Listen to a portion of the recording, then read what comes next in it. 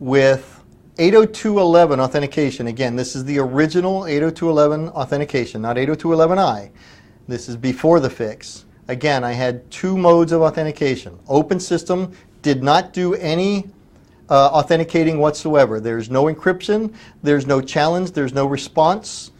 Basically, the client says, I'd like to associate with you, access point. The access point would say, you're authenticated, you may associate. Now the client is allowed to transmit his data.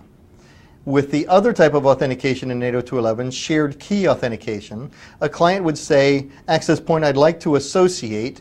The access point would respond back with some clear text and say, take this clear text, encrypt it with the password, and then send it back to me encrypted. Of course, the access point knows the password. The access point also knows the challenge text, will also do the encryption of the challenge text. And when the client sends back the encrypted challenge text and it equals what the access point knows as the encrypted challenge text, he knows that the client knew the password. The problem is we're showing the bad guy who's watching all this go on. We're showing the bad guy the known plain text and the resulting ciphertext for this authentication process. This gives the bad guy too much information. It makes it too easy for the bad guy to crack the password and now be able to authenticate to the access point.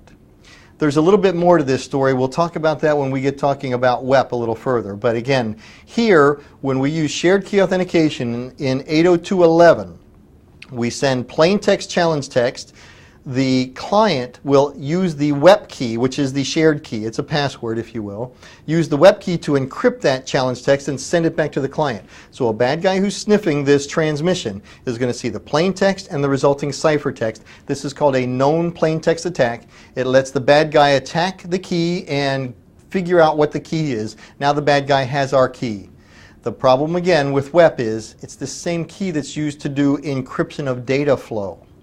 And this is where the bad guy now can decrypt all of our data that is being used in the cell.